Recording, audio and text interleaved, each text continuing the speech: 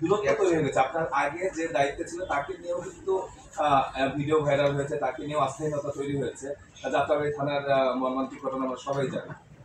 সাধারণ মানুষের ভিতর সেই আস্থা ফিরিয়ে আনতে আপনার জোন, আপনার বিভাগ থেকে কোনো রকম কার্যক্রম হাতে নিয়েছেন না স্বাভাবিক জায়গায়?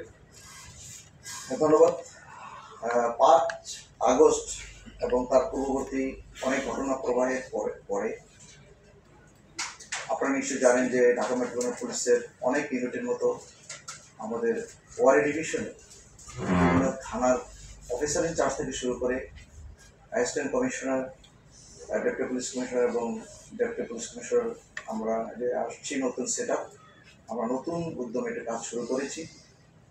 5 তারিখ বা তার পূর্বে যে অবস্থা ছিল এবং পুলিশের প্রতি মানুষের যে বদ্ধমূল ধারণা তৈরি হয়েছে, আমরা এখন কাজ করছি একটি পরিবর্তিত সময়ে সত্যিকার অর্থে পুলিশিং বলতে যা বোঝায় সেই পুলিশিং করতে চাই। আমাদের অভিভাবক ঢাকা মেট্রোপলিটন পুলিশের সম্মানিত পুলিশ কমিশনার মহোদয়ের নির্দেশে আমরা ইতিমধ্যেই সাধারণ ছাত্র জনতাকে নিয়ে বিভিন্ন থানায় অ্যান্টি ক্রাইম মিটিং করেছি, যেখানে সমাজের প্রত্যেক পেশাজীবী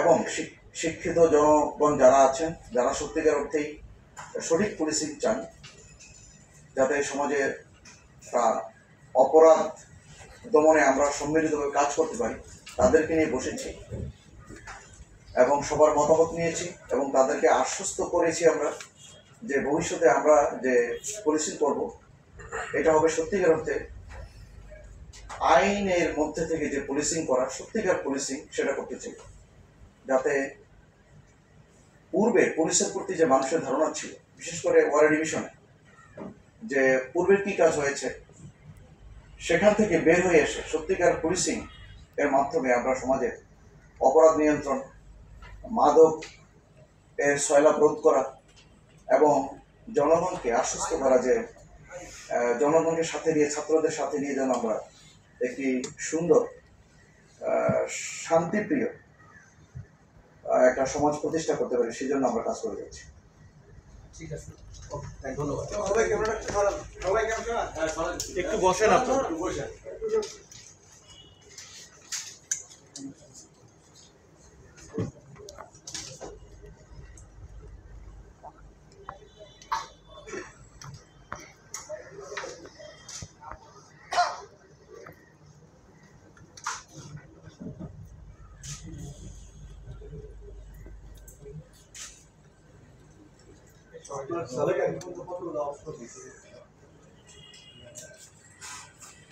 এটা এখনো সুনির্দিষ্টভাবে আমরা হিসাবটি পাইনি, তবে ওয়ারি ডিভিশনে কিছু অস্ত্র উদ্ধার আছে আমাদের।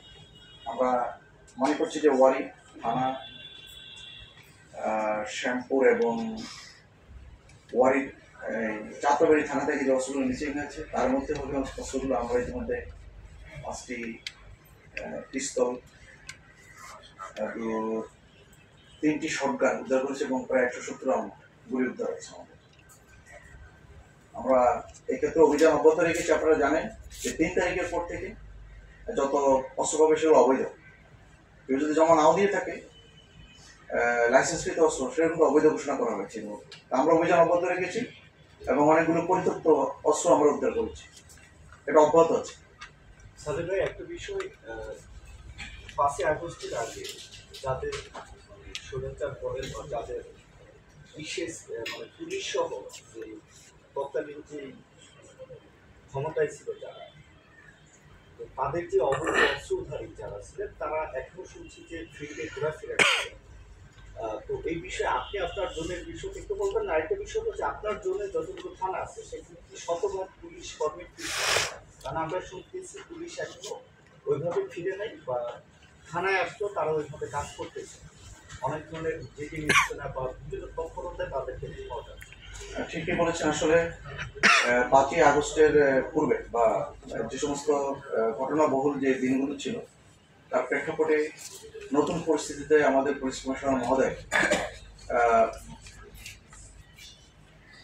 আমাদের বিভিন্ন তারই অংশ হিসাবে পূর্বে যারা এখানে কর্মরত ছিল তাদেরকে এখান থেকে সরিয়ে দেওয়া হচ্ছে এবং যাদের বিরুদ্ধে বিভিন্ন অভিযোগ ছিল মাঠ পর্যায়ে তাদেরকে ইতিমধ্যে এখানে ক্রমান্বয়ে সরিয়ে দেওয়া হচ্ছে এবং পদস্থলে নতুন কর্মকর্তাদের এখানে নিয়োগ করা হচ্ছে, যাতে সত্যিকার পুলিশিং করতে যেটা সেটার জন্য আমরা গ্রুপ লেভেলে নিশ্চিত করতে পারি।